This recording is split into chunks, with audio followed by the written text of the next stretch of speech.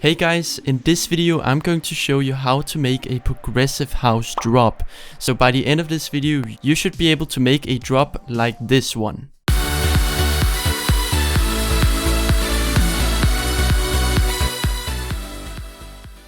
So first up, when we make our drop, I like to start with the chords of the drop. This is kind of going to be the foundation of the song, where we also build our lead melody on.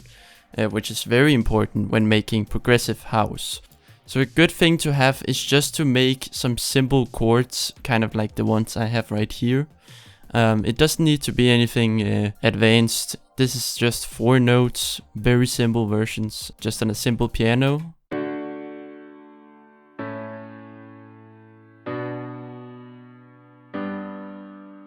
So very simple, but it has a lot of emotion. These chords you can use for the beginning of the song, for the intro, the break. But what I like to do for the drop is to create a different rhythm and maybe also use some different piano sounds. So this is what I've created for the drop we're making right here. It's the same chords. I think I added just an extra note on top just to fill them out more. And it sounds like this.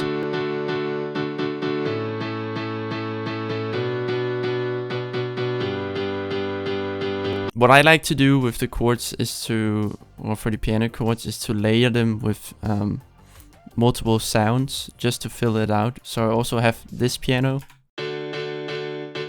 which is just a Dane's piano from FL Keys. And together they sound like this.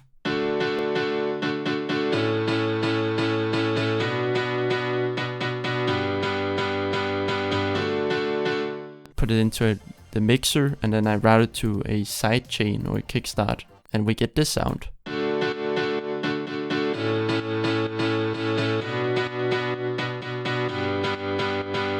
Alright, when you get just the chords down, these simple piano chords, you can already like feel the excitement of the drop, and you should be able to feel it right there. And that's when I like to start making the lead or the melody of the song.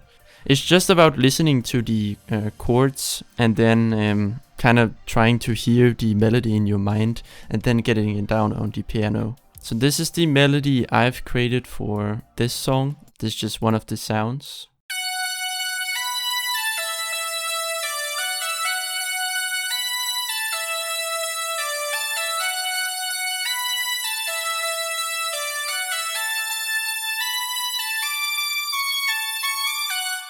So the thing with melodies is to also keep them really simple. So if you notice, there's a lot of, it repeats itself a few times, which is actually a good thing. Makes it more easier to listen to. I like making the notes kind of rise up slowly, because it ends the drop kind of on a high note. It's uplifting.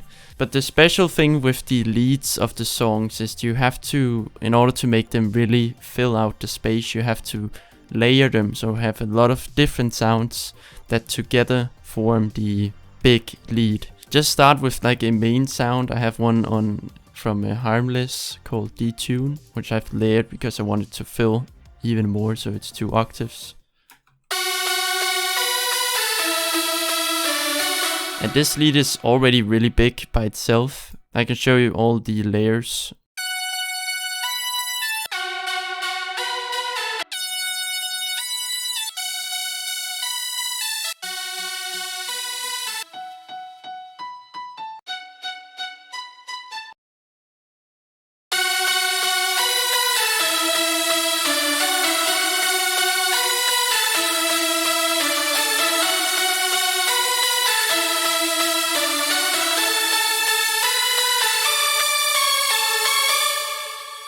And for the effects on this, I like to route all the sounds into the mixer and then put all of these into one channel. And that's where I put all the effects, so they apply to all the different sounds.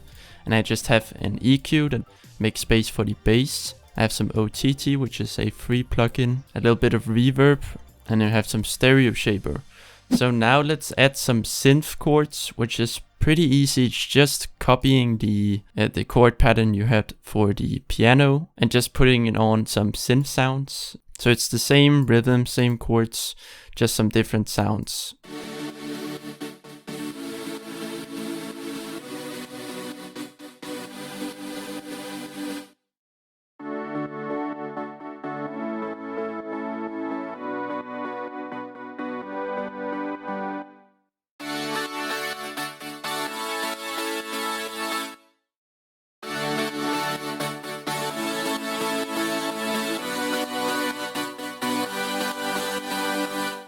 And this one is also routed to the sidechain right here.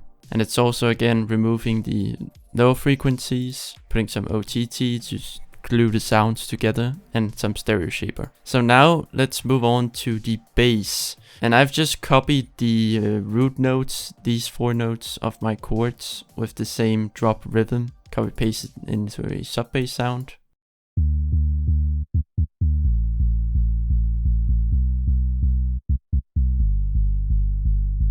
Next up is our mid bass, which is the same notes, just some bass that fill up the higher frequencies, so the sub takes the very low frequencies.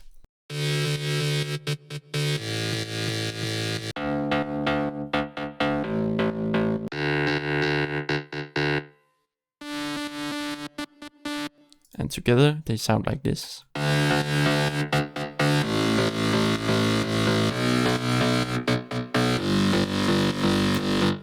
And this one is also has the low pass, so we don't want the lower frequencies, we want the sub bass to do all the lower frequencies.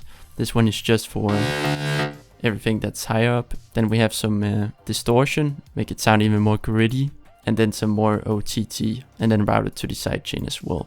Alright, so now let's move on to the drums. So for the drum, it's actually a pretty simple drum loop. So you just need to have a kick like that, and then we have a ride along with it. And we have some drop claps. These are just some extra to keep it interesting while it's going. Some big snares.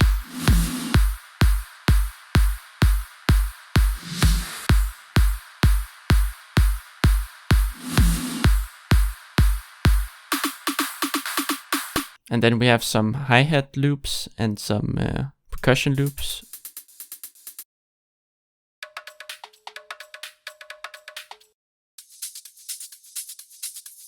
And together the full drum loop sounds like this.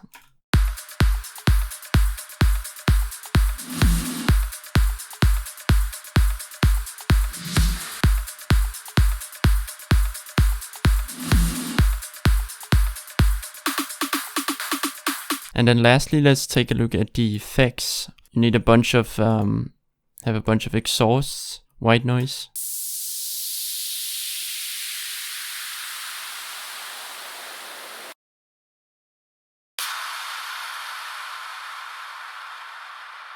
And we have some ambience right here.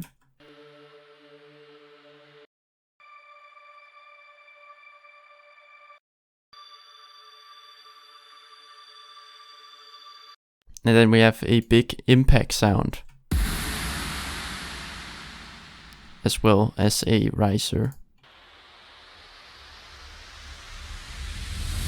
And then lastly we have some crowd noise.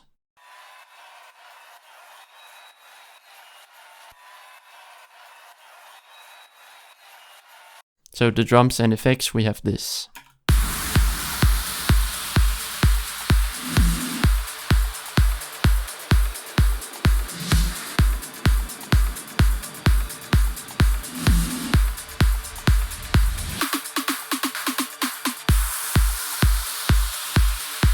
And now the final thing we need to do is just to put all the elements together. So the instruments, the drums and effects all together. One more thing that I always do with my drops is to make sure that I modulate the volume for the sub bass right here. And make sure that it's always at the bottom whenever the kick hits, and it can go up after. So it's kind of like a side chain, but just make sure that it's completely zero, because the kick also fills out a lot of the lower frequencies. and the sub bass also does that. So if they both play without the sine chain, they muddy each other up a bit. So in order to give space to the kick, we add this volume modulation.